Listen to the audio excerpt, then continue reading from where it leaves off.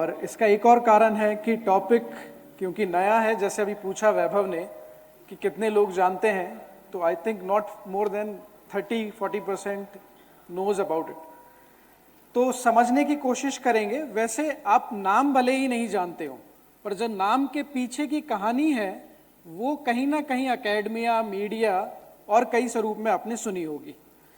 So I am just going into the topic right away, क्योंकि बहुत समय बीत चुका है और मुझे बहुत सारे ग्राउंड्स कवर करने होंगे फाउंडेशन समझने के लिए कि वोकिज्म कहाँ से आया है, क्यों आया है, नया है, पुराना है, किन किन विषयों पे वोकिज्म अपनी आंदोलन चलाता है या बात रखता है, इसको समझने की कोशिश करते हैं।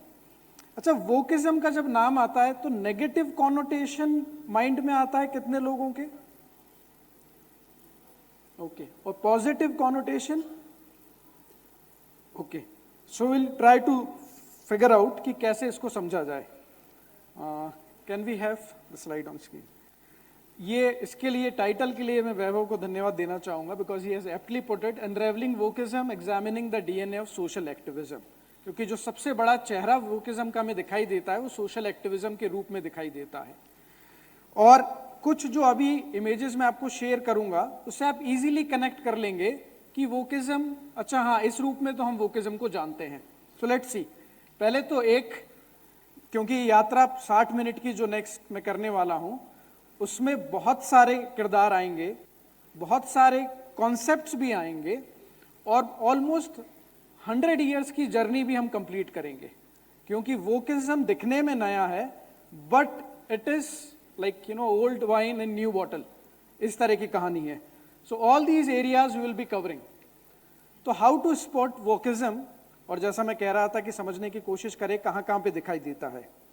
Next 5 slides that I am going to share is about कि जो वोक आइडियोलॉजी से इंस्पायर्ड हैं, कमिटेड हैं, कि वोक और wokism give them a very good perspective to look at life, to look at society, to look at politics, to look at judiciary. वो कैसे उस पे ओपिनियन देते हैं, कैसे रिएक्ट करते हैं, क्या उनके आर्ग्यूमेंट होते हैं, let's see them. So the first way to look at wokism is when someone is arguing that there should be open border and we should not bother about immigrants, refugee and all that. And I'll come to the foundation later on कि वो ऐसा क्यों कहते हैं, okay? और ये आपस में connected कैसे हैं बातें। But first is their continuous propaganda on that we should not close our borders, those who are coming as refugees in our land. Whoever they are, wherever they are coming from, whatever ideology they pursue, whatever religious background they are having, it doesn't matter. What matter is कि मानवता को कोई बांट नहीं सकता and all these goody things, और ठीक है सबको आना चाहिए। एंड ऑफ कोर्स जो यूरोप में रेफ्यूजी क्राइसिस है वो हमें पता है कि किस लेवल पे पहुंच चुका है। This is because of the stand of this ideology that there should be open border. Next, इससे रिलेटेड है communal violence bill. Of course अब ये क्योंकि 10 वर्ष पुरानी बात है, बट ऐसा बिल आ सकता है, इसकी कल्पना की जा सकती है और इसमें अनलिमिटेड राइट्स जो है माइनॉरिटी को दिए जा सकते हैं। इस कल्पना के पीछे पूरा एक बेस और पूरी थ्योरी है जो हम समझने की आगे कोशिश करेंगे। Next, Sabarimala case, interfering with tradition, in fact interfering with sacred tradition. Okay, this is example of radical feminism. अभी मैं इन इश्यूज के डिटेल्स में नहीं जा रहा हूं क्योंकि बहुत सारी कहानी आपको पता भी है, इसके पहले भी वक्ताओं ने बहुत सारी बातें बताई हैं। मैं सिर्फ अभी पॉइंटर्स दे रहा हूं कि वोकिज्म कहां कहां पे है। अगर आप यहां देखेंगे, पहली वाली स्लाइड जो मैंने कही थी, ये नेशनल इश्यूज हैं, इंटरनेशनल इश्यूज हैं, पॉलिटिक्स है। इसके बाद वाला जो एग्जाम्पल है वो मेजॉरिटी, माइनॉरिटी और उसके बारे में बात है ना। इसके बाद अगर आप देखेंगे सबरीमाला केस, ये सीक्रेट ट्रेडिशन, स्पिरिचुअल प्लेसेस और फेमिनिज्म को लेके है। So look at the spectrum, we are moving from one to another. Then again radical feminism, and one example is हम इस हद तक पहुंच चुके हैं कि वहां पे कोई मैन की टेस्टिमनी की कोई वैल्यू नहीं है। And this is dangerous for our society. This is dangerous for law also. The kind of precedents they are setting with such kind of extreme examples or extreme judgment they are giving. तो ये एक और wokism का example है. Then जो पूरा cancel culture है जिसको आप बार बार देखते हैं, इनफैक्ट इस तरह की बात करना, वोकिज्म पे ही बात करना या किसी भी नरेटिव को चैलेंज करना और उसके पहले ही कैंसल उसकी बात करना, ये पूरा कैंसल कल्चर जो है ये वोकिज्म की देन है. Then one more important point जो पहले कभी एग्जिस्ट नहीं करता था, which came with wokeism, and that is stakeholder capitalism. अब ये अगेन ये कॉर्पोरेट वर्ल्ड का एक नया जार्गन है, नया फिनोमिना है, और उसमें क्या क्या हो रहा है हम समझने की कोशिश करेंगे. बट उसका सबसे पहला साइन आया था जब ऑक्यूपाई वॉल स्ट्रीट करके पूरा आंदोलन चला था. ये ब्लैक लाइव्स मूवमेंट के टाइम पे ही था. और विवेक रामास्वामी जो अभी प्रेसिडेंशियल कैंडिडेट भी हैं यूएस में, उन्होंने इसको बहुत अच्छी तरह से अपनी बुक में एक्सपोज किया है. And they were asking, dear 1%, we fell asleep for a while, just woke up, sincerely the 99%. So wokism judiciary में नहीं है, वोकिज्म सिर्फ अभी हमने देखा नेशनल लेवल पे नहीं है, वोकिज्म कॉर्पोरेट में भी है. And will see few examples of wokeism in media also. Okay. And then the big issue whenever we take the name of wokeism, and that is related to gender education. ठीक है. I think 99% हमारे सबसे पहले chances हैं कि wokeism की बात होगी तो transgender issue ही ध्यान आएगा. But wokeism is not only about transgender issue. Of course, it has gained lot of prominence recently. इसीलिए हम connect the dot कर रहे हैं कि क्या है. And यहाँ पे हम एक pause लेके समझने की कोशिश करते हैं कि क्या जजमेंट दिए जा रहे हैं. And that's famous judgment, not judgment, I will say the famous opinion shared by our honourable chief justice also. And that was so strange to hear when it came out. जब मैंने कुछ महीनों पहले ये जो कॉन्सेप्ट है, जो इसके बारे में नहीं जानते पूरे डिबेट के बारे में, जब ये आर्ग्यूमेंट हमने ये शेयर किया कि ये no absolute concept of man को कैसे फिगर आउट किया जाए, तो of course those who are coming from woke training and ideology, for them it is quite easier कि हाँ ठीक है, जेंडर दो नहीं होते हैं, नॉन बाइनरी होते हैं and all that. But ask any common person and you will find what they are saying. इसका क्या मीनिंग है? So let's see the whole statement here first. इनका कहना था कि there is no absolute concept of man और absolute concept of women at all. Biological definition is not what your genitals are, and remember they are the most respectful opinion makers in our society. They are the one, what they are going to say will be followed by academia, intellectuals across the country. It's far more complex, that is the point. Even when the SM Act says man or a woman, the very notion of man or woman is not absolute based on what genitals you are having. How many of you agree with this, what he said? You agree with this? Okay, 1, 2, 3, okay, 4. How many of you, okay, there are few more there. How many of you disagree with this? Okay. Okay, why you said that you agree with this? Look, I am professor, so I am going to ask questions, okay? Anything that comes in your mind. I'm not putting you in dock, okay, but just trying to understand कि इसका क्या meaning है.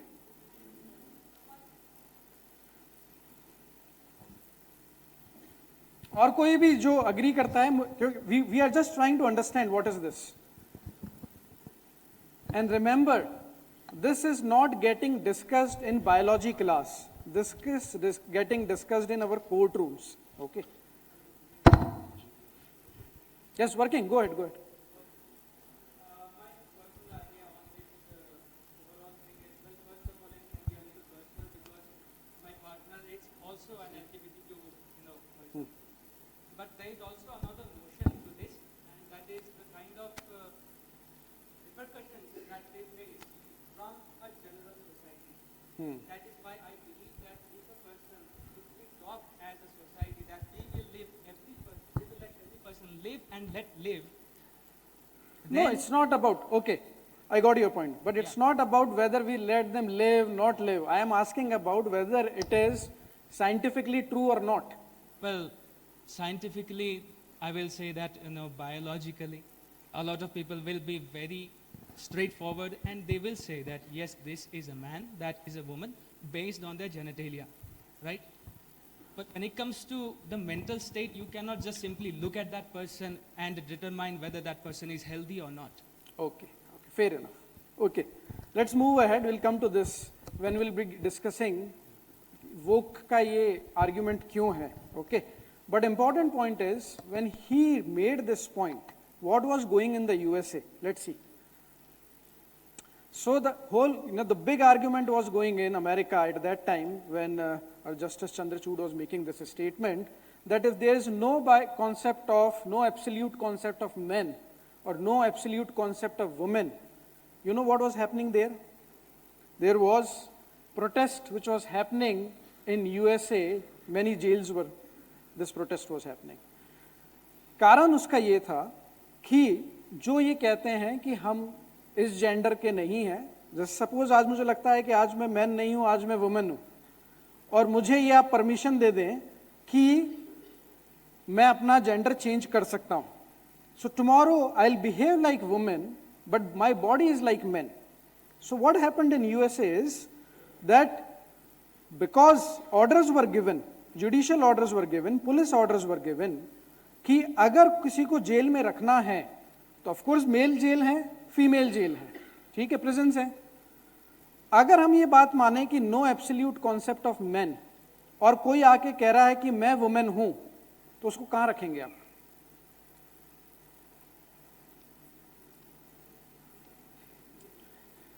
So it's not abstract debate. ठीक है, हम बात करते रहे, आज मेरे मन में ये था, कल ये था, and all those things. But what are going to be practical problem for society? And this is something which is not I am imagining, this is something that has been happening and these photographs are testimony of that. यहां पे women ये protest कर रही थी कि no males in women's jail. Just imagine that. For their safety they are fighting it. And just because of this concept of that there is no absolute concept of men or women. और ये सिर्फ protest यहाँ पे ही नहीं था, ये sports के लिए जो चेंजिंग रूम होते हैं, ठीक है, ये वहाँ पे भी चल रहा था. Because if no absolute concept and if I today declare myself man and tomorrow if I declare myself woman, then how would you treat me? Okay, so remember, ये इस कॉन्सेप्ट को बहुत हाईलाइट किया हमारे मीडिया में कि ये कहा गया because it looks progressive, modern and bold. Okay, but what was not highlighted is this one, कि अगर आप लॉ बनाएंगे या कुछ जजमेंट देंगे तो फिर फिगर आउट कैसे करेंगे? In fact in all rape cases how you are going to determine things? So you are opening a Pandora box without understanding the long term consequences of what you are saying here. Okay, and then of course along with transgender issues the battle of pronouns are there and we are familiar with this. और आपको ये लग रहा है कि नहीं ठीक है, ये कुछ सोशल मीडिया पे ही होता होगा या कभी कभार कोई आर्ग्यूमेंट्स आते होंगे. So we do not understand the territory of woke right now. Okay, look at this. Don't call girls or young women in case it offends peoples. Questioning their gender identity, schools are told. इसका मतलब है कि जब बच्चे बड़े हो रहे हैं तो उनको ही या शी नहीं बोलना है, because there is no absolute concept of men and women. So how can you determine the gender of that, the growing kid?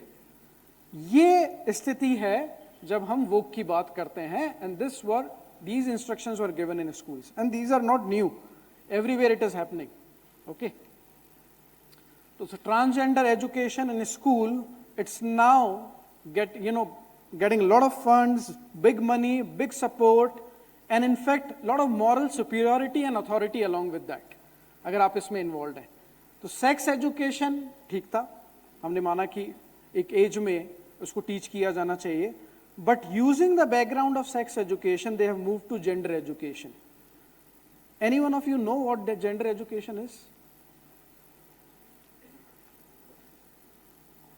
Gender education बच्चों को ये पढ़ाया जाता है कि जब आप बड़े हो रहे हैं, समझ लीजिए अगर कोई 7-8 वर्ष का बच्चा है ना, और इसी एज में इसके पहले ही शुरू कर दी जाती है कि you don't need to be sure about your gender.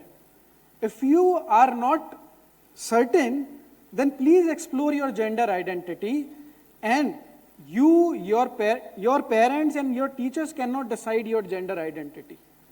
आप धीरे धीरे पता करें कि आपकी जेंडर आइडेंटिटी क्या है, और उसके पीछे इतनी बड़ी इंडस्ट्री है, इतना बड़ा रैकेट है फार्मा का, डॉक्टर्स का, and the whole thing, because they are doing transgender surgery even without asking their parents. Kids of 7-8 years. Okay, कारण यह है कि पेरेंट्स को बताना इसका मतलब है कि वो तो रिग्रेसिव सोसाइटी से बिलोंग करते हैं, बैकवर्ड सोसाइटी है, जो इतने मॉडर्न नहीं है, उनको कैसे बताया जाए, वो तो ऑब्जेक्शन करेंगे ही. So you don't need to take permission from those whom you consider backward. Okay, so all these examples that I showed you right now, जितने भी मैंने बताए, जैसे वो लॉ को लेके हों, चाहे फैमिली को लेके हों, चाहे बॉर्डर के इश्यूज को हों, ये सारे इश्यूज एक ही आइडियोलॉजी से कनेक्टेड हैं. If you are inspired, driven, if you are well versed in those ideologies, and if you look at the world through that ideology, तो आप ऐसा ही करेंगे. there is no other choice. So the common thread is woke ideology. So when it all started, the question is, it started with BLM, like Black Lives Movement, few years back, or it started long back. तो BLM जो है, Black Lives Movement, वो उसका सिर्फ एक latest manifestation है. It started long back. Look, it requires at least 25 to 50 years of preparation before you can bring such kind of stuff all over academia, media, bureaucracy, corporate world and all that. Okay? तो अब हम पहले इतिहास में चलते हैं कि वोक की फाउंडेशंस जो हैं वो कब रखी गई थी. Okay? So the big question of 20th century was that communism failed very badly. Okay? और कम्युनिज्म के फेल होने का मतलब ये था कि इतने बड़े प्रोजेक्शंस किए हुए थे कि that they will bring heaven on earth. They completely transform society. हमें पता है कि चाइना में आया, रशिया में आया, और ईस्टर्न यूरोप में आया, नॉर्थ कोरिया में था, नॉर्थ वियतनाम में था. All these countries were affected by communism, and everywhere they failed drastically.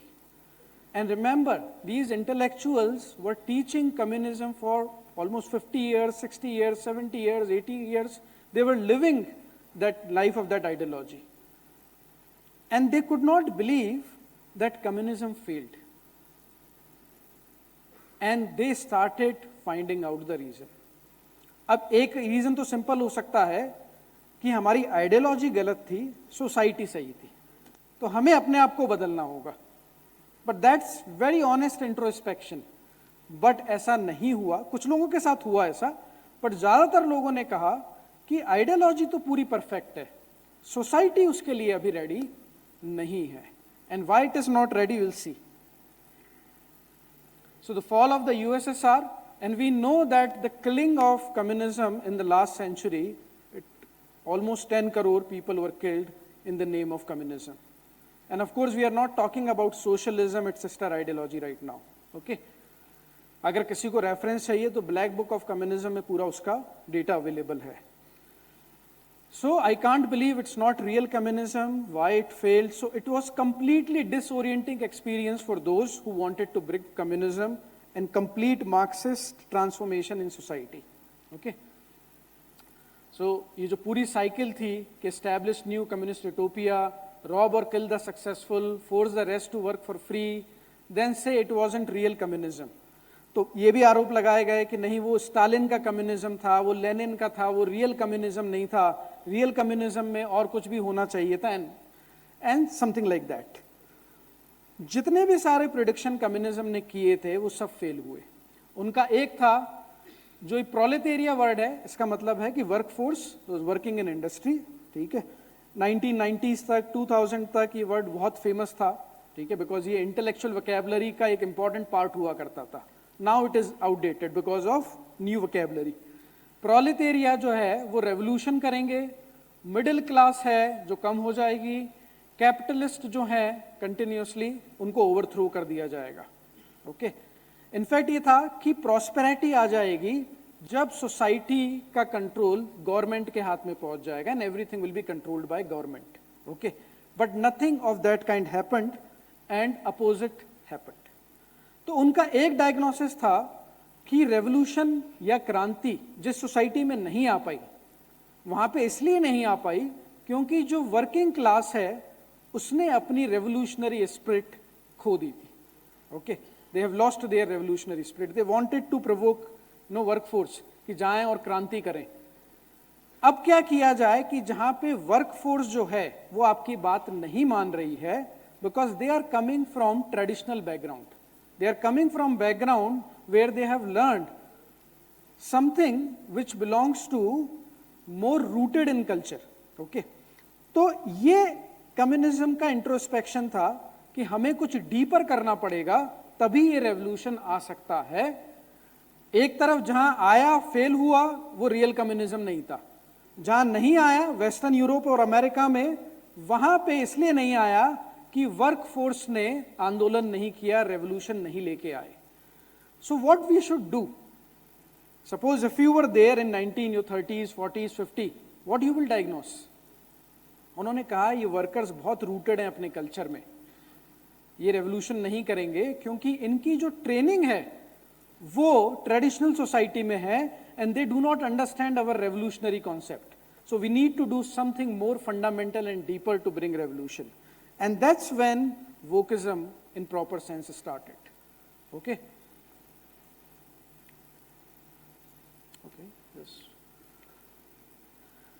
तो हर्बर्ट मार्क्यूस का एक इंपॉर्टेंट स्टेटमेंट है, जब कम्युनिज्म उन सोसाइटी में नहीं आ पा रहा था जहां पे वो एक्सपेक्ट कर रहे थे, प्रोमिनेंटली यूएसए और वेस्टर्न यूरोप में, और ऑलमोस्ट डेड हो रहा था बाकी जगह। So he said that I don't think communism is dead and it will resurrecate in the universities. And he said this almost 70 years back. Think about his prophecy. 70 साल पहले वो कह रहा है और इतना कॉन्फिडेंटली कह रहा है, डोंट वरी, इतनी चिंता नहीं करो कि वर्कफोर्स रेवोल्यूशन लेके नहीं आई पाई। अब हमारे पास नया प्लान है रेवोल्यूशन लाने का, and that's where universities come into picture. Okay, देखिए एक बात और बता दूं मैं यहाँ पे कि कम्युनिज्म ऐसी आइडियोलॉजी है जो एकेडमिया के बाहर उसका ओरिजिन है और नर्चर हुई। सोशलिज्म भी ऐसी ही आइडियोलॉजी है, नाजिज्म भी ऐसी ही आइडियोलॉजी है। जितने भी इवल आइडियोलॉजीज जिसका हम नाम लेते हैं, they were not originated in academia. Wokeism that we are seeing today is through and through an academic project. It was born, brought up, nurtured in academia, and from academia it was exported, or it is still exported to other parts. ये एक बहुत बड़ा difference है। इसके लिए हमें academia की theories पता होनी चाहिए। इसको कहते हैं new left. And new left does not associate itself with old left in the that sense. इनका कहना है कि वो theories old थी, now we are bringing more rigor in that and we would like to bring that revolution back. Okay? और ये जो new Marxist term है, एंटी वियतनाम मूवमेंट है अमेरिका का, वहां से शुरू हुआ। I'll come to Indian example later on. एक सबसे इंपॉर्टेंट एग्जाम्पल जो उनके दिमाग में था वो था माओ का रिट्रीट। चाइना में जब माओ की सेना हार रही थी, तब उन्होंने एक 5000 माइल रिट्रीट लिया और कहा कि हम स्ट्रेटेजिक रिट्रीट ले रहे हैं और अब अपने आप को पूरा तैयार करके, इक्विप करके आगे बढ़ेंगे और इस फोर्स को हटा देंगे। और ऐसा ही हुआ। This strategic retreat was very important for them. उसके बाद वो कभी नहीं हारे, दे टुक कंट्रोल ऑफ चाइना। तो एक ये जो इमेज है कि ऐसा रिट्रीट लेना और लॉन्ग टर्म प्लानिंग करके वापस आना, अटैक करना, ये मार्क्सिस्ट, कम्युनिस्ट, सोशलिस्ट थॉट का एक सबसे इंपॉर्टेंट एग्जाम्पल था। इसीलिए जो एक इंपॉर्टेंट थिंकर हैं एंटोनियो ग्रामेस्ची, उन्होंने फ्रेज यूज किया, the long march through the institutions. Now we need to connect the dot. Communism इसलिए फेल हुआ क्योंकि जो वर्कर्स हैं वो इनफ रेवोल्यूशनरी नहीं है, क्रांति नहीं लेके आ सकते। अब क्या करना पड़ेगा कि वो इंस्टीट्यूशंस जहां से ये वर्कफोर्स आती है उन इंस्टीट्यूशंस को हमें कैप्चर करना पड़ेगा. Without capturing those institutions it will not be possible for us to bring revolution. तो ये इंपॉर्टेंट फ्रेज है, please keep that in mind if you would like to understand wokism. Okay, so what they said is कि सिर्फ workforce labour union के बीच में काम करने से काम नहीं चलेगा. We need to capture everything, every institution that is important for any civilization, and that is religion, family, education, media and law. This is what they wrote almost 70-80 years back. Okay, and this is coming true today. तो अगर आज का wokeism का पूरा project समझना है तो इन thinkers की सारी स्ट्रेटेजिक मूव्स क्या थी. That of course we see revolutionary in politics, we see revolutionary in other sections of society. But education is not meant for revolutionaries. Education is not meant for activism.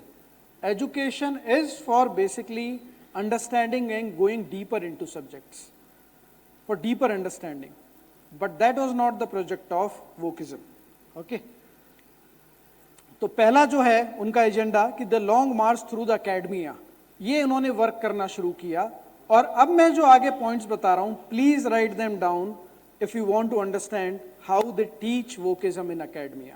Okay, so like 4 strands, as because Weber put it, unraveling Wokism, strands of DNA of Wokism in social justice.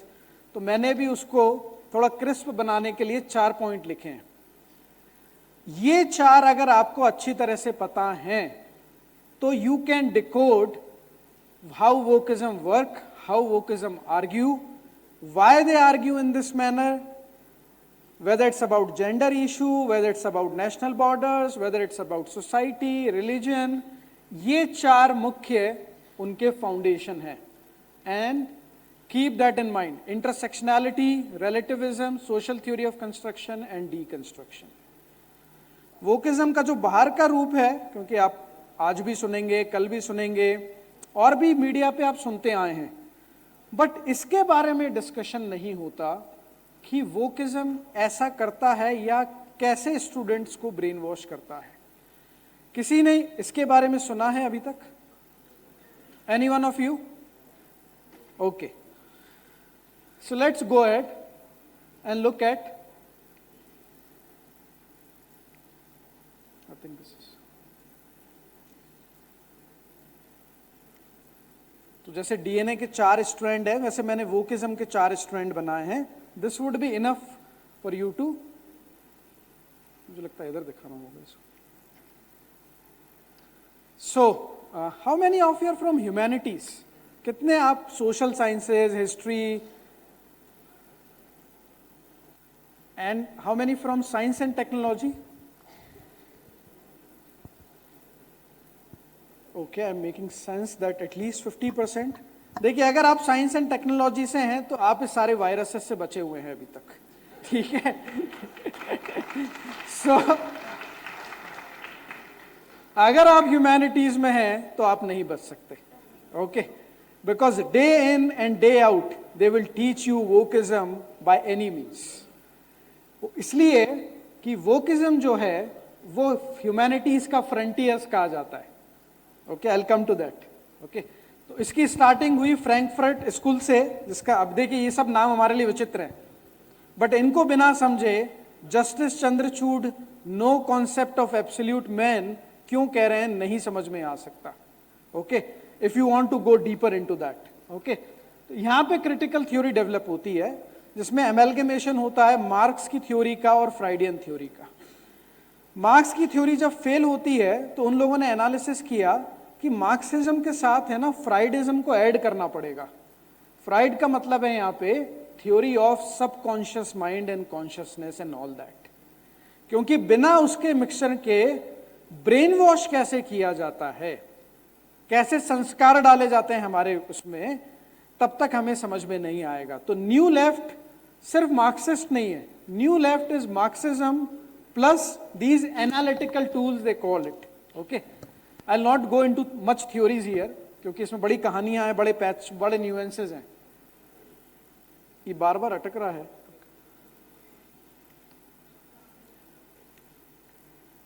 You can move from here. अब एक important point आता है, इनका कहना है, अच्छा critical theory जो है ह्यूमैनिटीज में हर जगह पढ़ाई जाती है, sociology, anthropology, philosophy, psychology, if you will see you will find that critical theory is the most important. इसका डिस्टिंक्शन सिर्फ इतना है, उनका कहना था कि रेवोल्यूशन लाने के लिए क्रिटिकल कॉन्शियसनेस लेके आनी पड़ेगी। Sorry, I am going into academic terminology but I can not avoid that right now, without which you will not understand the foundation. So those who are not coming from humanities, just hear the basic thing and outline and you will get an idea. Okay? And believe me, science is not completely untouched by them. Okay? Later on I'll come to that. इनका कहना था कि जो traditional consciousness है वो झूठी है, critical consciousness लानी पड़ेगी। इसका मीनिंग ये है कि जब तक आप समाज में अत्याचार नहीं देख लो, अत्याचारी कौन है ये पता नहीं लगा लो, अप्रेसर अप्रेस्ड नहीं ढूंढ लो, तब तक क्रिटिकल कॉन्शियस आपके दिमाग में नहीं आई है। क्रिटिकल कॉन्शियसनेस का मतलब यहाँ क्रिटिकल एनालिसिस से नहीं है। जनरली हमको लगता है कि क्रिटिकल एनालिसिस मतलब किसी बात की सूक्ष्म बहुत पार्ट टू पार्ट एनालिसिस करें, उसको क्रिटिकल एनालिसिस कहेंगे। But beware of woke words, उनका कोई मीनिंग वो नहीं है जो हम नेचुरली समझते हैं। They are all imbued with powerful ideology. Okay, तो मैं इसको सिंपल तरीके से समझाने से कोशिश करूंगा कि क्रिटिकल स्टडीज, क्रिटिकल कॉन्शियसनेस का मीनिंग क्या होता है, and I have infographics for that. सबसे इंपॉर्टेंट वर्ड है intersectionality. It's like, as I have written, what is genetics to biology and neurons to neuroscientist, intersectionality is foundation of woke. अच्छा, ये वोक के नाम से नहीं पढ़ाया जाता एकेडमिया में, वोक उसका पॉपुलर नेम है। एनीवन नोज कि उसका एकेडमिक नेम क्या है? एकेडमिया में जब पढ़ाया जाता है तो किस नाम से पढ़ाया जाता है? Okay, I will come to that later. तो क्योंकि ये मार्क्सिज्म की थ्योरी है, तो मार्क्सिज्म में तो हमेशा विरोध ही देखा गया है कि जो बिजनेसमैन है वो वर्कर को शोषण कर रहा है, जो अमीर है वो गरीब का शोषण कर रहा है, अपर क्लास जो है वो लोअर क्लास को प्रताड़ित कर रही है, and all that. So they have only one framework, one is oppressor and second is oppressed. Okay, and will see how wokism at, इसको कहते हैं bourgeois versus proletariat. Bourgeois means businessman और upper class, proletariat means workers और those who are poor in their category. Intersectionality का ये foundation है। Remember, intersectionality is the foundation of wokeism.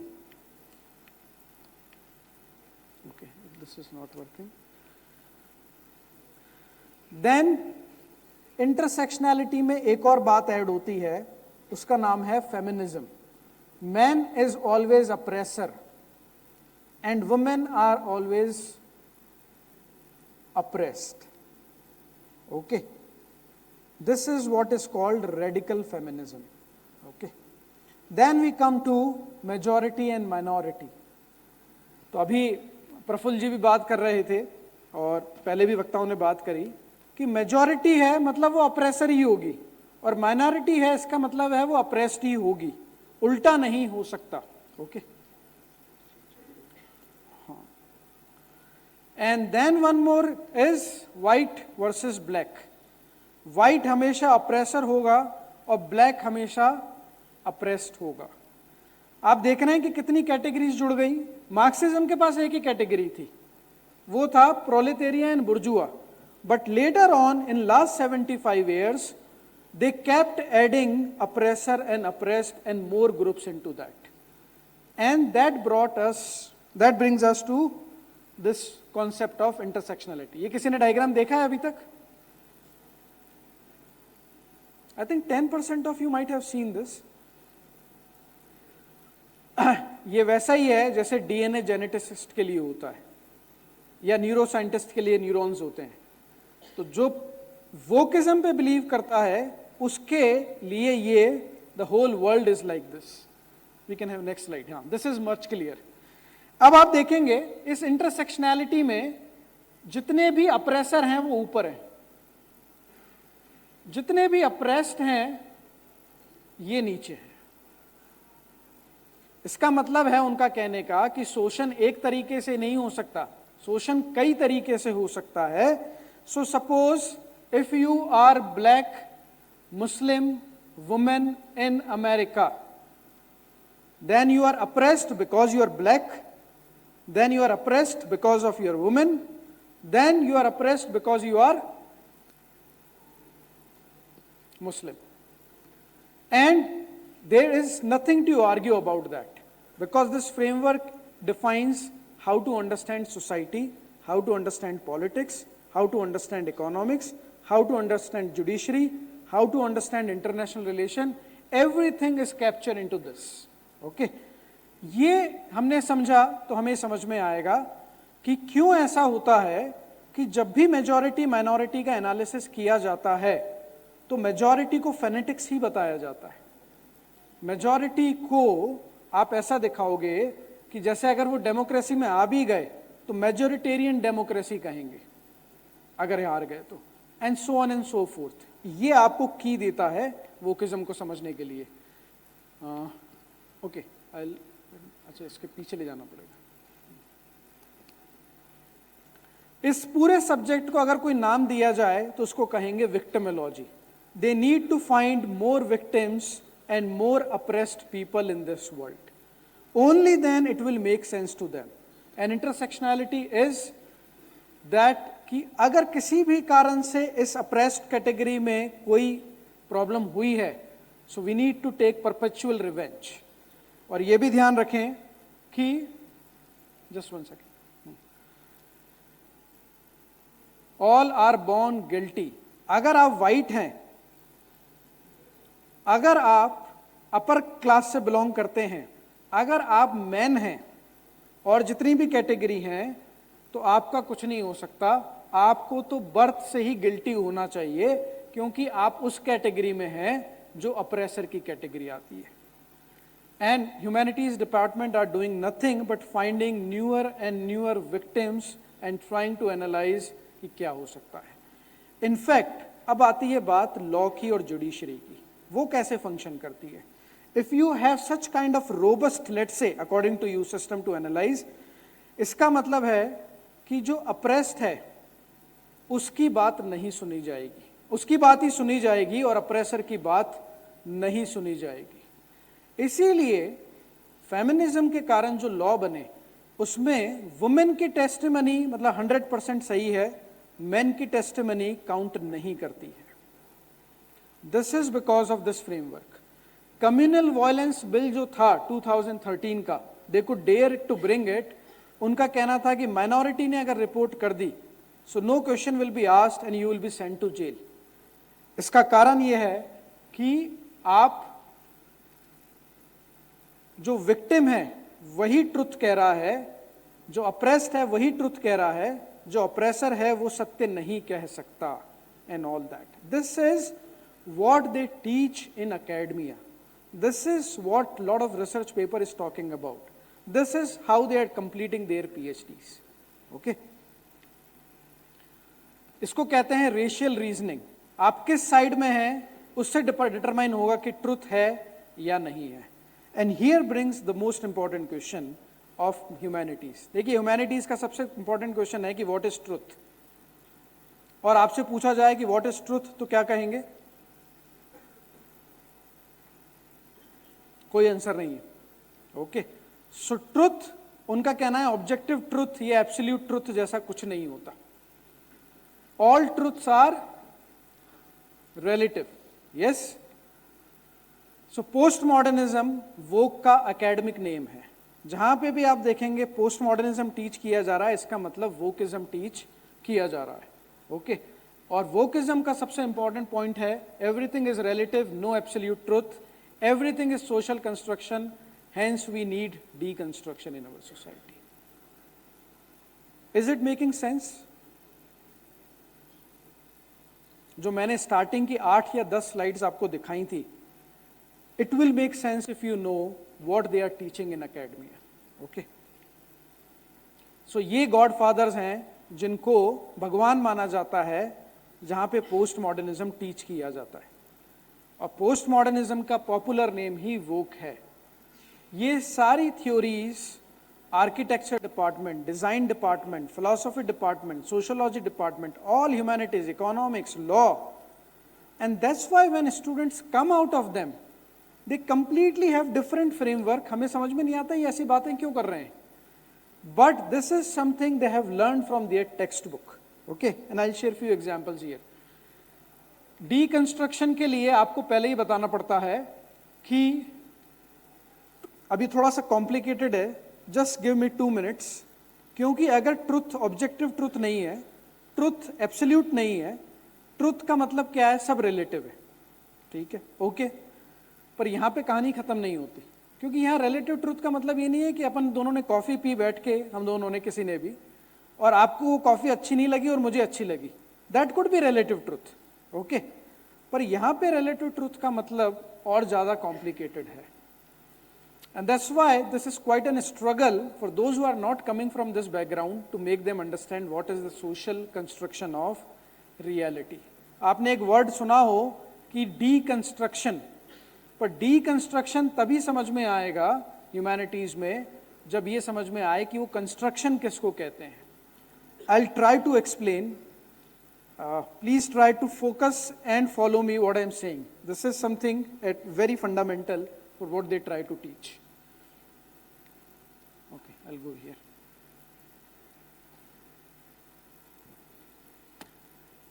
एक simple argument है कि जो रेस है वो सोशल कॉन्स्ट्रक्ट है। Do you agree with this?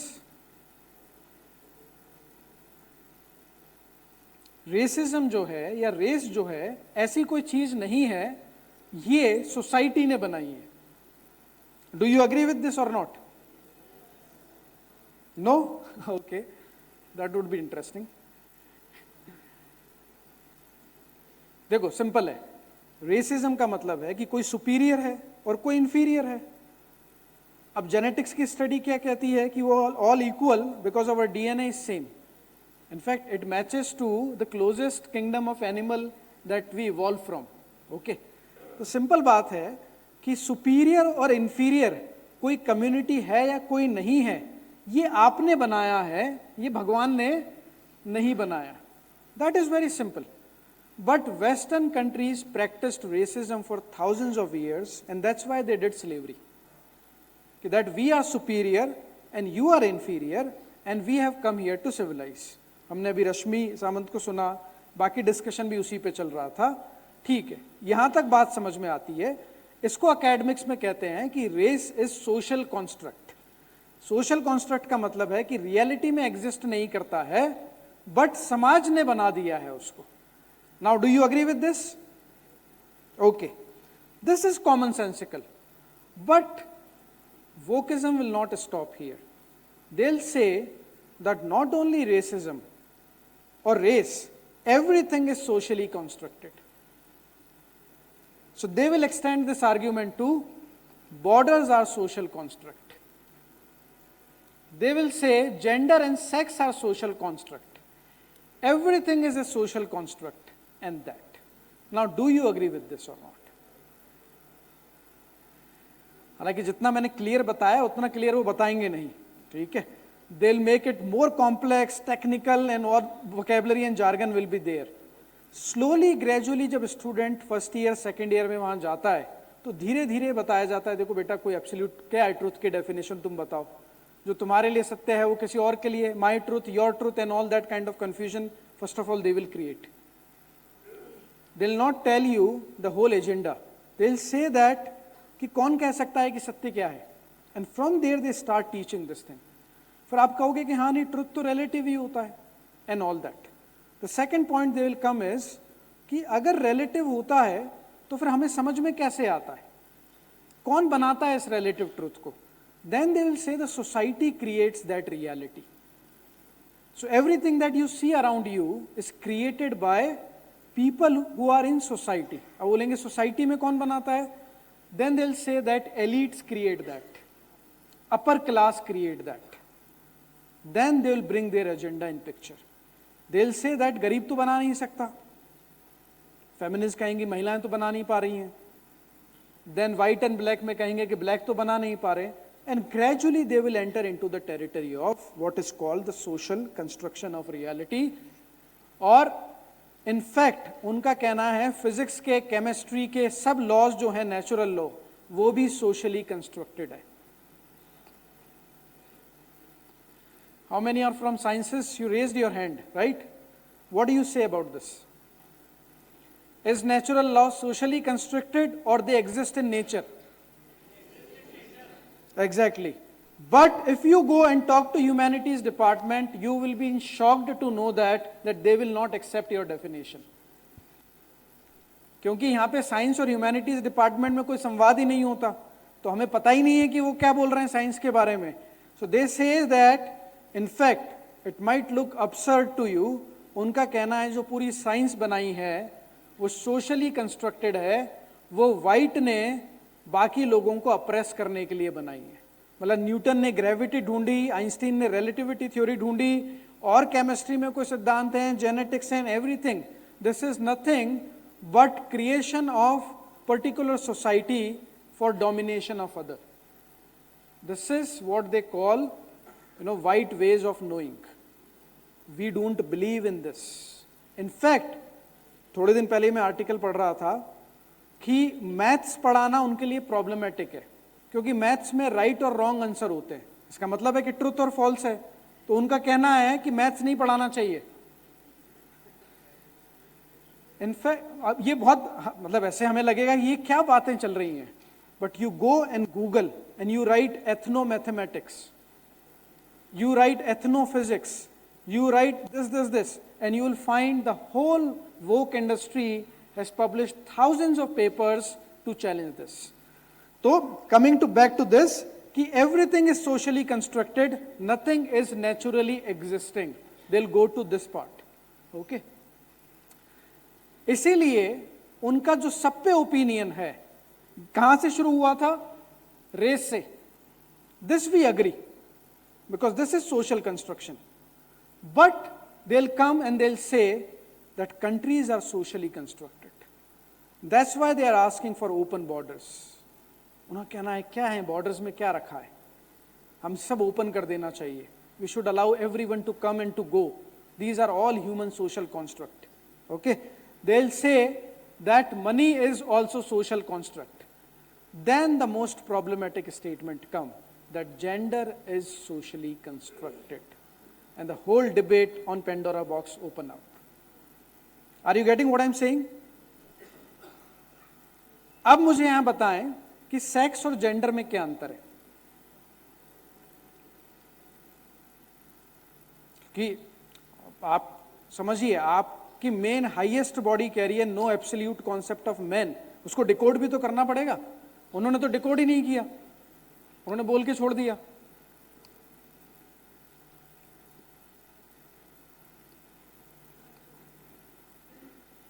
How come that there are more than 50, 70, 100, 150 genders just came into existence in last 10 years? मतलब ऐसा लग रहा है कि एवोल्यूशन का जो पेस था वो अचानक ही लाख गुना टाइम बढ़ गया है, कि अभी एकदम से ही सब सारे जेंडर्स पैदा हो गए हैं. Here you need to understand, they will say that gender is not natural construction, it is social construction. Social construction का मतलब क्या है? मतलब again going back to that statement of prison, जहां पे महिलाएं कह रही हैं कि no males in female prison. इसका मतलब है कि मैं जो जेंडर अपने आप का समझता हूं वो मेरा जेंडर नहीं है, वो तो सोसाइटी ने बना दिया है. It's social construction and I need to dismantle that social construction and need to understand what my gender is. In fact इसीलिए उन्होंने सेक्स और जेंडर के पूरे इशू को कंफ्यूजन कर दिया. उन्होंने कहा कि सेक्स बायोलॉजिकल कॉन्सेप्ट है और जेंडर जो है वो सोशल कंस्ट्रक्शन है. और सोशल कंस्ट्रक्शन है तो जैसे आप ये फूल रंग बिरंगे बना सकते हो, वैसे ही जेंडर आप अपनी चॉइस से रंग बिरंगे बना सकते हो. इसलिए उनका झंडा भी रंग बिरंगा ही है, ठीक है, एंड ऑल दैट. बट ठीक है, यहां तक भी समझ में आता है कि उन्होंने कह दिया, but is it scientific what biologist से? क्या वो ये कह रहे हैं कि इतने जेंडर हो सकते हैं? सो आंकड़ा ये कहता है, डेटा कहता है कि not more than 0.01% non binary sex exist in society, that we know, that has been for thousands of years, and transgender has been part of every society. It is a different matter whether they are persecuted or not. In India they were never persecuted, okay, and here is the confusion that begins. Okay, so remember ये social construction की कहानी. Okay, this is not working, I'll go here. So अब हर चीज social construction में है.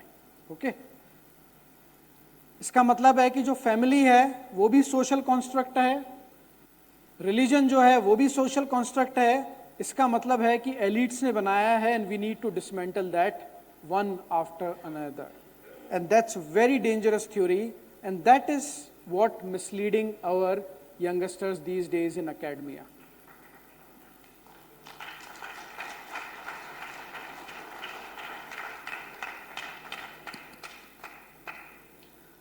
So they'll begin, gender is not fixed, gender is a performance, gender is a social construct, gender is fluid and complex.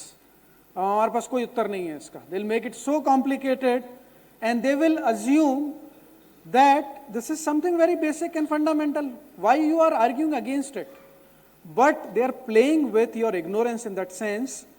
They'll not say that we are talking about social construction of gender, not the biological reality of sex. And that's why one data is that I'll share it with you later on the article. 2004 में UK में जो transgender थे, जो biologically transgender है, जिनको हम माने, जो जन्म से ही हैं, है ना, उनकी संख्या कुछ 4-5 हजार थी.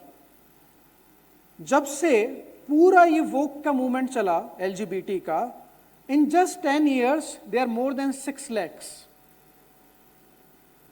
That's why I said that evolution का तो ये पेस नहीं हो सकता कि अचानक ही जेंडर चेंज हो गए सब लोगों के.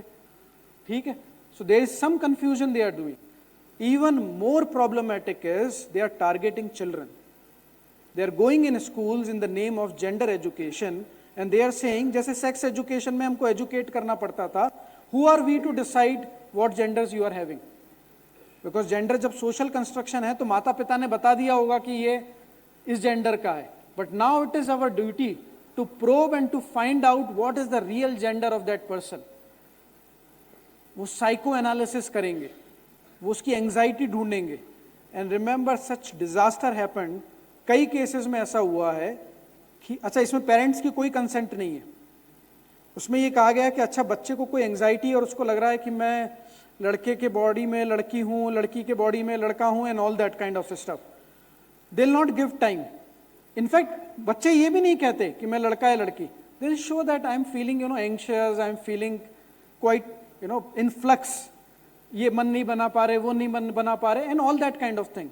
दे will say okay okay okay, we have diagnosed for you, you are having gender dysphoria. That word is quite technical. Dysphoria. So gender dysphoria. Gender dysphoria का मतलब है कि जेंडर फ्लूइडिटी की एंजाइटी आपके अंदर है. Once you will get operated and will go to your natural gender, then that all anxiety will go away. Thousands of kids were operated in this name of social construction of gender. Later on, many of them came out and regretted कि ये हमारे को ऐसा कुछ नहीं था, and our life is ruined only because of that. And this is in the name of postmodernism and wokeism and social theory of construction. Okay, 1 hour हो गया है. Okay, I'll go very fast now. अब ये क्योंकि academic के नाम है, and most of you are not from humanities, so I'll not bother you with, but ये ध्यान रखें कि ये गॉड फादर हैं जिनके नाम पे ये थ्योरीज टीच की जाती हैं. You will find them everywhere. फूको, इनका कहना है कि जो नॉलेज है वो सिर्फ पावर से पता चलती है, या पावर और नॉलेज का डीप कनेक्शन है. That upper class create knowledge to suppress lower caste. Death of the author. Again, if you are coming from that background, then I can explain, but here the thing is कोई भी text आप उठाते हैं तो generally हम क्या करते हैं? सपोज अगर मैंने भगवत गीता उठाई तो मैं ये देखूंगा कि भगवत गीता पे क्या क्या कमेंट्रीज लिखी गई हैं और उसका मीनिंग समझने का कोशिश करूंगा. I try to find out what the experts have said. तो simple phenomena, you do the literature review कि आप समझेंगे कि क्या क्या है. This is common sensical. But what post modernism and woke will say is, because all traditional commentaries are by bourgeois or by upper caste or by men, so discard them all. What you can do is forget about author, and what they technically call it is death of author. फिर interpretation कैसे होगा? सो interpretation का मतलब है कि reader जो उसको interpret करना चाहता है वो उसका इंटरप्रिटेशन है. इसका मतलब है जो आपको समझ में आ रहा है, जो आपको समझ में आ रहा है, जो आपको समझ में आ रहा है, and then infinite way of interpreting the text. And that's why Wendy Doniger is doing all these of interpretation of Upanishad and Vedas or other text. And they say it very proudly because पीछे 20 साल से theory पढ़ाई जा रही है, death of author.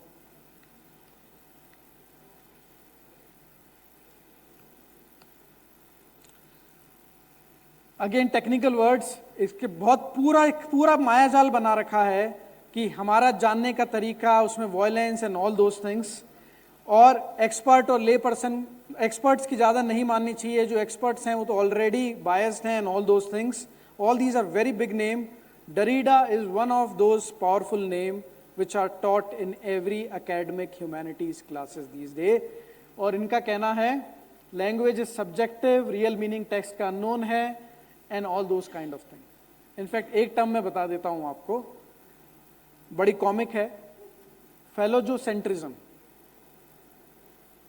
उसका meaning क्या लिखा है कि हर राइटिंग जो है हमें ट्रेडिशन से मिलती है वो मैस्कुलाइन राइटिंग है. उसमें फेमिनिज्म का नेचुरली ही विरोध है और उसको मैस्कुलाइन प्रिविलेज मिला है.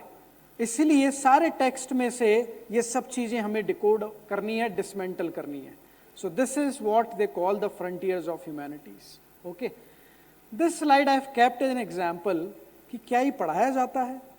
So look at, don't go by the name, I don't want to blame any one person because this is across academia that is taught, but look at the syllabus that is used in our academic department.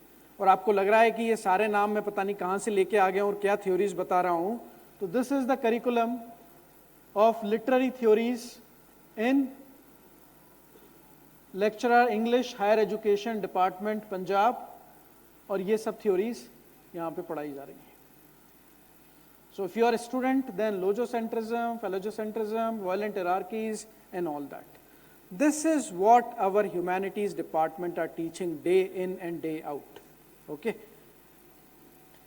ये सारे words हैं जो उनकी vocabulary है. अगर आप wokeism को समझना चाहते हैं तो ये सारे फंडामेंटल वर्ड्स हैं जिसके मीनिंग पता होने चाहिए, जिस पे वो प्ले करते हैं. ओके, एक टाइम था ह्यूमैनिटीज डिपार्टमेंट की क्वेस्ट थी कि ट्रुथ क्या है, गुड क्या है और ब्यूटीफुल क्या है. ये क्लासिकल एजुकेशन का करिकुलम ऐसे ही बनाया जाता था. अब जो करिकुलम है उसमें ट्रुथ, गुड और ब्यूटीफुल की कोई क्वेस्ट नहीं है. Everything is about class, race और gender. In fact, that's why I mentioned in my last conversation at YTF also, आप अभी statistical analysis कर लें कि last year में, 1 year में जो PhD टाइटल हैं ह्यूमैनिटीज डिपार्टमेंट से, उसमें क्लास, रेस और जेंडर के अलावा कितनी PhDs हुई हैं. In fact, the same is about research papers. 99% of all these PhD and research papers are only on these issues. Okay? So it's complete hijacking of humanities department by these ideologues. इसलिए मैंने जो statement हार्बर्ट Marcus का बताया था, that it's not dead, it will rise back in universities. Remember that. So the new left to academic left, and dominance not through quality but through volumes. Capture research papers, journals, capture PhD department, capture various department, and keep producing journals out of that. And this is how you will get established in academia. So that's why this statement is very important. अब एक analysis कर लेते हैं यहाँ पे, समय कम है, कि why is it different from Marxism? Why it failed and why it is possible that wokeism will succeed? Okay. First is, they are not about from bottom up. They are looking for top-down revolution. That's why they are not bothered about workers. They are bothered about managers, professionals and intellectuals जो top-down revolution लेके आएंगे. Then they are not worried about economic justice. देखिए सारी nations में, मतलब जहाँ से ये theories आई हैं, वहाँ बहुत prosperity आ गई. Economic inequality थी, वो सब की सब खत्म हो गई. अब मार्क्सिज्म लड़ेगा किस बात पे? इवन फेमिनिज्म की जो लड़ाई थी 30-40 साल में, फेमिनिज्म के कारण समझ लीजिए वुमेन को काफी स्पेस मिल गई कॉर्पोरेट में, मीडिया में, एकेडमिया में and all that. Now what they are going to fight for? So they do not term their fighting in economic justice, they talk about cultural exploitation. How do you feel? Whether you feel oppressed, that is important. Whether you are really oppressed, it doesn't matter. So you can be rich, you can be wealthy, but if you think that someone is oppressing you, that is important for anyone to charge case against you. Okay? So all these things are there, but I have to cover few more points. Second है कि सिर्फ academia से काम नहीं चलेगा. Academic theories को आपको society में लेके जाना हो तो सेकेंड पार्ट होगा the long march through the bureaucrats. The first था the long march through the academia. The second is and how they entered into bureaucracy, which they call DEI, diversity, equity and inclusion. This is what they are using as, again I'll call the frontiers of humanities studies and organizational behavior, personality training and all those kind of stuffs. Okay? और इसकी पूरे workshop और training through bureaucracy they will move. Okay, इसकी starting की थी Herbert Marquess, जो मैंने नाम बताया, जो रेवोल्यूशन लेके आना चाहते थे, उनकी थर्ड वाइफ ने. और ये कहा कि क्रांति जब तक नहीं आएगी जब तक ये जो बायस्डनेस है, ये जो सप्रेस्ड साइकी है, उसको हम बाहर नहीं निकाल दें. So she started doing workshop to train people to bring out their biases and to bring out their faults, to bring out their evil tendencies, so other people can feel comfortable. Now we can play those videos, अगर हमारे पास यहाँ पे हैं अभी तो. मैं आपको कुछ videos के थ्रू एग्जाम्पल देता हूँ इसमें. ये ध्यान रखें कि इसको सिस्टमैटिकली डिजाइन किया गया इन वर्कशॉप को डाइवर्सिटी, इक्विटी और इंक्लूजन के नाम पे. अब मैं आपसे पूछूं कि इसमें क्या आपत्ति है अगर कोई डाइवर्सिटी, इक्विटी, इंक्लूजन पे प्रोग्राम कर रहा है तो? But don't go by word. They are not looking for simple diversity and all those things. So let's see. और हम as it is, if both of your parents were born in this country, take a step forward. देखिए ये मैं 2 video आपको play करूंगा सिर्फ क्योंकि time कम है. As it is Indian mind कैसे कॉपी कर लेता है इसका भी एग्जाम्पल है कि वेस्ट में अगर ये करा है तो हमारे यहाँ पे भी इसको फटाफट लाके इंप्लीमेंट करना है विदाउट अंडरस्टैंडिंग कि इसका बैकग्राउंड क्या रहा होगा. ये जो वीडियो है ये वेस्ट का है, जहाँ पे रेसिज्म के अगेंस्ट, सिस्टमैटिक रेसिज्म के अगेंस्ट साइको एनालिसिस करके बाहर निकाल रहे हैं आपकी कि आप डिफरेंस क्रिएट करते हैं, आप डिस्क्रिमिनेट करते हैं and all that. Just take a look at 2 minutes. If you have blue or green eyes, take 3 steps forward. Have you ever travelled overseas? Take a step forward. If both of your parents' first language is English, take a step forward. This is not fair. If you've ever been asked, but where are you really from? Take a step back. If you have noticed, most Australians on TV look like you. Take 3 steps forward. This sucks. If the Prime Minister of Australia has the same skin colour as you, take 3 steps forward. So if this is the starting position for everyone's race, How is my starting position? how confident are you, Aziza, that you can win, given you're all the way back there, but Rebecca and Aiden, they're all up here? Firstly, I'm a very slow runner, so I'll definitely lose. And secondly, I'm all the way back here. It doesn't seem fair. Like, most of these questions I get to go for just because of the way I look. Whole video will take a lot of time, but पूरा video इस पे है कि कैसे कुछ immigrants को कुछ communities के अगेंस्ट रेसिज्म किया जाता है, उनको पीछे रखा जाता है, and they'll ask simple questions one by one, step forward if you belong to that community. Questions भी इसी तरह से फ्रेम किए हैं. और अगर आपके साथ डिस्क्रिमिनेशन होता है, be back and you will remain behind and all that. ये पूरा साइको एनालिटिकल टूल और गेम के तौर पे खिलाया जाएगा और रियलाइज़ किया जाएगा. इनफैक्ट उन बच्चों को रियलाइज किया जाएगा जिन्होंने कभी कोई रेसिज्म नहीं किया हो, कोई डिस्क्रिमिनेशन नहीं किया हो, बट ये कि देखो तुमको पता ही नहीं था पर तुम रेसिस्ट थे. In fact that is the whole industry of making every white guilty in America. अब ठीक है, यहां तक कहानी. Will see that as it is imported in India, of course on another issue, but same game.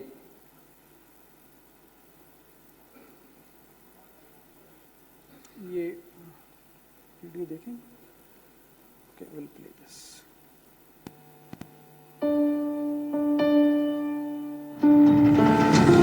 Hello everyone. Thank you so much for coming to help us conduct this experiment today. We were of different ages. We were made to like stand in a line. Now I'm going to ask you a bunch of questions. If your answer is a yes, step forward. If it's a no, please step back. Here goes. Ready? Did you learn how to ride a bicycle before the age of 10? Did you learn music in school? Did you take any lessons in sports? And no, video games are not a sport, even if it has the word game in it. Did you learn how to iron your clothes while still in school? Take a step forward. If not, take a step back. If you can make tea or breakfast, not just for yourselves, please step forward. If not, take a step back. In the beginning, I think the questions were more general. People were still going forward and backward. Questions like, it was funny to see like the cooking question, there were a lot of men who went ahead and there were women who were going behind. Do you usually make all the household bill payments yourself? Do you know the circle rate in your area? Do you know the price of gold today? Do you know the exact breakup of your salary? As the questions unfolded, the stark difference came out visibly. Do you know the details of the financial documents you're asked to sign? Have you bought a vehicle in your own name without consulting anybody? Have you bought insurance policies unassisted? Do you watch or follow the budget? Like you think you're doing okay, but then you're like, okay, these are kind of important things that I don't look at. Do you manage your own finances and earnings unassisted? Do you know how to invest in mutual funds? Do you know the difference between a mutual fund and an SIP? Do you make the investments for your family members or your spouse? Do you file your own income tax return? Now everyone who's in front, could you please turn around and look behind you? Initially when you guys started moving, there wasn't such a big gap. My question is, when did this gap start to occur? The minute the questions became a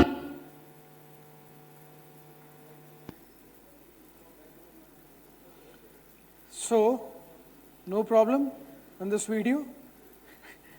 But look at the questions, how it was framed, how it was meant from the very beginning to bring out what? कि men discriminate against women.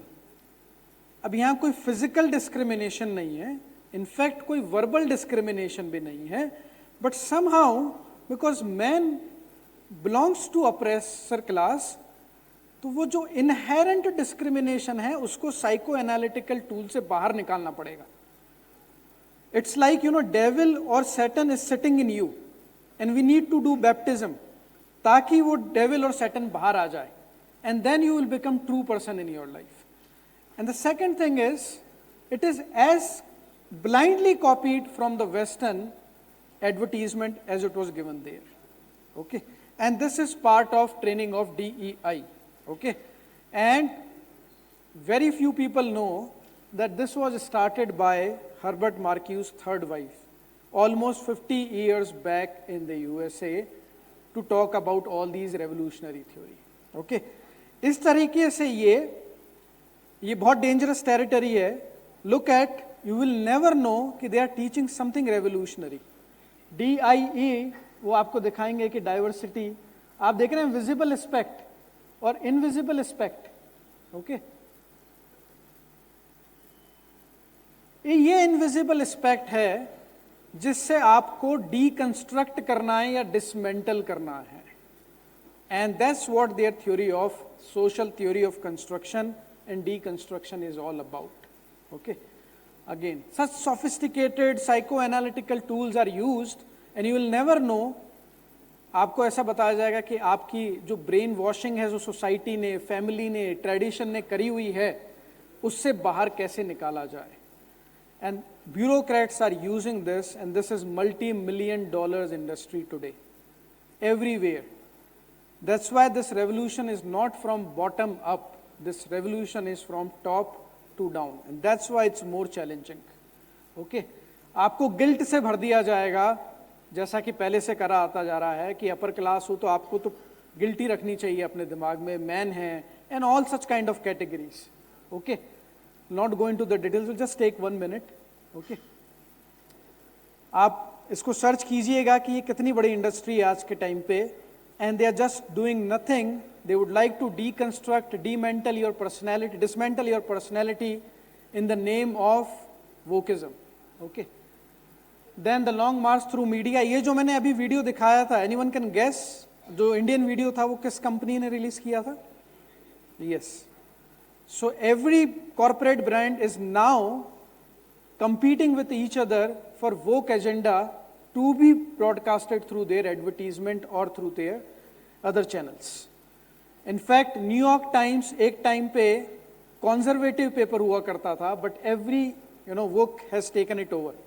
Wokeism has infiltrated New York times and completely turned it upside down. Even उससे ज्यादा problematic है scientific American. I think ये पूरी तरीके से नहीं आ रहा है, इसको देख.